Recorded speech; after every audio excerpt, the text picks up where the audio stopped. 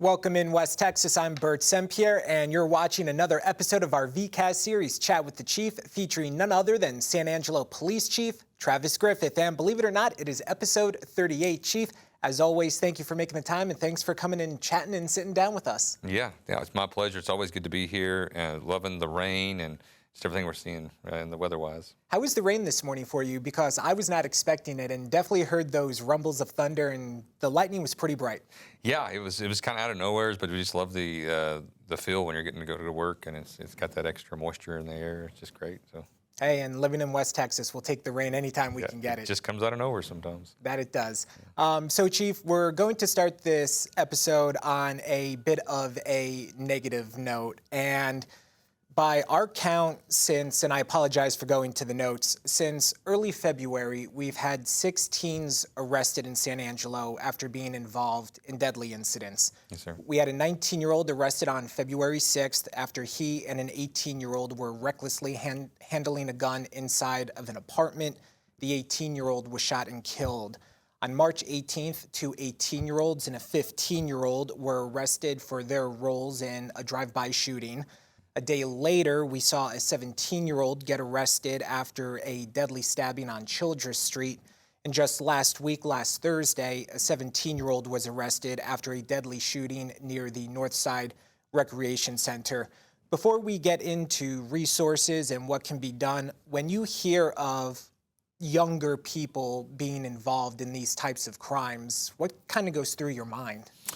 Well, it really goes from my heart. It just hurts my heart to see that their whole lives of everybody that's involved in that, from those that lose life to those that have made these actions, is over, right? And that's the part that it seems so pointless. And a lot of these times we found that these are over really minor stuff, and you kind of want to shake some people, like, hey, life has value, and you have your whole life ahead of you. Don't go down this road. So it's hard. Dealing with a murder or a violent situation that has a victim of any age, I'm sure, is tough on a police officer. But when you're dealing with something that involves teenagers, some of which aren't even 18 yet, does that hurt maybe a little bit more? Yeah, I think it makes you realize, number one, a lot of our officers have kids, and they have a relationship with nieces and nephews, and it's scary to see this increase in juvenile crime. We're seeing it across the state. It's not unique to San Angelo. That they're actually been kind of having some Senate meetings in Austin, kind of talking about juvenile crime. I think we're going to probably see some more of that in the coming months and down in Austin. What can we do to curb that? What can we do to understand that this is something that is obviously an issue, and how can we address that? So I think it's frustrating to our officers, right? I think we can only function inside of what we're given, and sometimes you see officers that are trying to pour into individuals, either at schools or maybe they volunteer somewheres, and trying to get somebody to see the light, and they still ultimately make a bad decision. So it's frustrating for them, because no matter what we do in some capacities, they're going to make decisions that are outside of our control. Last Friday, the day after the shooting at the Northside Recreation Center, you held a press conference, and you kind of put out a plea to parents and caregivers to sit down with their kids and discuss that there are some very real and negative consequences that come along with the actions that you take, negative actions that you take. You're a parent yourself. Yes, what would you say to your kids to make sure they never go down a road of violence, or to try and steer someone away or get out of a life of violence?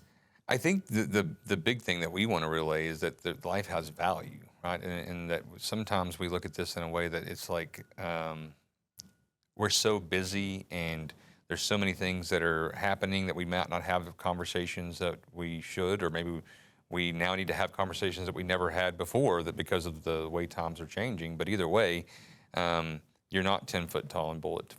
proof, right? That there's things you can get yourselves into that have consequences that will alter the course of your life forever and those that you're involved with, right?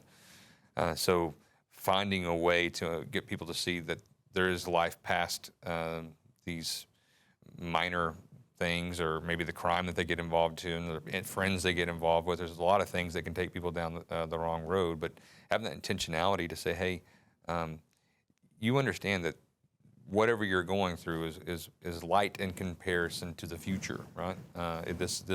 There is a future past wherever you're at, and if you understand that life has value, and you would hopefully not take some of these actions. During that same press conference, you had mentioned that there are many organizations across the city that can help set kids and teens up with mentors. Yeah. You also said, hey, call us, call SAPD, we can help you out. How can SAPD help out a parent or a grandparent that says, I think my son or daughter or grandson or granddaughter might be going down the wrong path? Yeah, so I think number one is if we can schedule that out in advance, whether that be through officers that are working at schools or having one of our neighborhood officers that are not answering calls for service, that we would love to have that time frame to sit down and have a conversation, because there's still a bit of respect, if you will, for law enforcement, even in some kids that are starting to go the wrong direction. And so having somebody sit down and talk to them, just kind of, I don't want to say, young man to young man or whatever, that can say, hey, listen, I've seen where this ends up, and we don't want you to be there. I've been working on trying to get some of the guys that I knew, so I worked at the gang unit, right, that we can start having these conversations with these individuals from people that have actually made these decisions, been to prison, made some bad choices, and be able to connect them to those folks, to be able to, because if you won't listen to me, maybe you listen to somebody that was a gang member, right? Somebody that has been to prison, somebody that's made some bad decisions, that if it's not the rest of your life, then it's going to be a significant portion, and never will it be what it was going to be when you make these ultimate decisions. And I think that there's a level of managing your emotions that some kids are struggling with, how letting anger go in places it shouldn't be, and having friends that will take you down roads you don't need to be down. And so those conversations can be held with a police officer at schools, or somebody with the YMCA, or somebody that goes to a youth group. And there's a lot of people out there that I think would love to have those conversations that hopefully would help alter the course of somebody's life. There are people that care, Right. and, all across the city, no matter what walk of life they are in or were in. There are definitely people that care. Just last one on this, because you mentioned how across the state of Texas there has been an uptick in crime involving teenagers. Sure. School's going to be out very soon. Are you concerned about that, about the upcoming summer? Is that too strong of a word? Is this something that's in the back of your mind, that kids are going to have a lot more free time on their hands? I would say, obviously, knowing that we see crime across the state ticking up in that it is something that we're watching. I would encourage parents to get their kiddos involved in some sort of after-school or summer programs. So whether it be the Boys and Girls Club, YMCA, some sort of sporting deal, something, right? That way, if they have some time and energy to build friendships in places that might not be nearly as problematic, and so we will monitor that as best we can with the resources that we have, and it's difficult for us, but I think that the facet that we have to remember is that there's a free will, that when we have the freedoms we have, that people can make decisions, and sometimes those decisions ultimately end up in people getting hurt or even worse. And so that's why we encourage them to have those conversations, so that when they make those decisions, that it's not going to be to the ultimate, and we can see a path change. And so keeping somebody busy, whether that be in one of those different avenues, is always going to be, I think, better than just leaving them to their own devices. Let's switch gears and talk a little bit more positive news.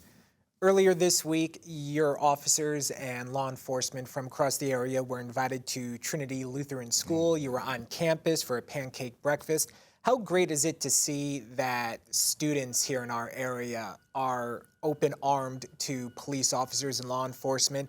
And what does it mean to get that invite saying, hey, we want to cook for you guys and make sure you have breakfast before hitting patrol or at the end of your shift?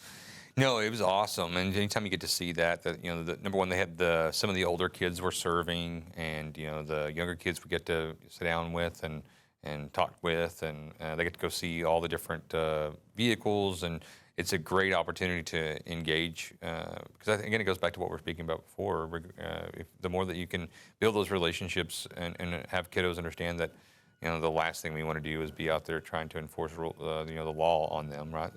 We have an opportunity that we can help them, and we have a role of protecting. That's not just a follow the rules type thing. And I think that is a pretty cool aspect to have those conversations, see that, and hopefully, maybe that's what ultimately sways some of these kiddos to go into law enforcement and see that the future is incumbent. Of this country is incumbent upon people willing to step up and answer the call to serve in the capacity of law enforcement. Last one here for you, Chief, and I know we spoke about it last time, but next Saturday you will have the church safety meeting at Belmore Baptist Church. Again, what are you looking to accomplish during that meeting? And for clergy members, for people that are just involved in their church, if they want to learn more or even attend, do they have to register for this? Can they just show up? How does this work for them? Yeah, we encourage you can go to Facebook. We have a QR code there. But if worst comes to worst, just show up, right? We like to get a head count because we try to provide a meal and stuff like that. But we'll take anybody as they come, and we'll walk through the instruction. And so we really just want to build up and provide a safer environment. We have a lot of churches that have safety teams, and so they are one of the first ones that are dealing with whatever the situation could be. That could be everything from a active assault involving no non-weapons or weapons, right? So the more we have individuals that understand how we respond, what to do when we get there, and give them the tools and the ability to help protect themselves and their members is important to us. Absolutely, it is. Any final thoughts as we wrap up episode 38 here, Chief? Yeah, I think that as we look at our community, I think maybe we just take a step back sometimes and say that this place is special.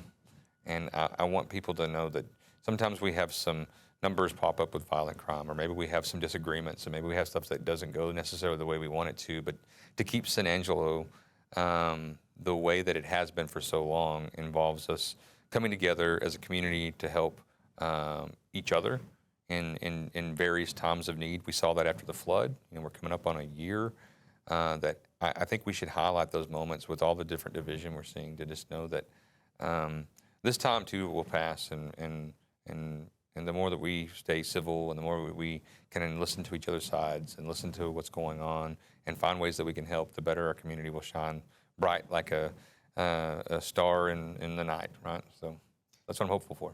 Isn't it amazing that the 1-year anniversary of the flooding is just a couple of months away now? It seems like it was yesterday. Yeah, it's crazy how time has gone by, and that there's still people in need, and there's still things that are going on, and people are still very affected. But I think we're starting to see some wounds start to heal and things starting to get a little bit better. And just my thoughts and prayers continue to be with those folks. Absolutely, they are. Chief, thank you so much. Thank you. Thank you for having me. All right, that'll do it for us here on episode 38 of Chat with the Chief. I'm Burt Sempier. We'll see you next time.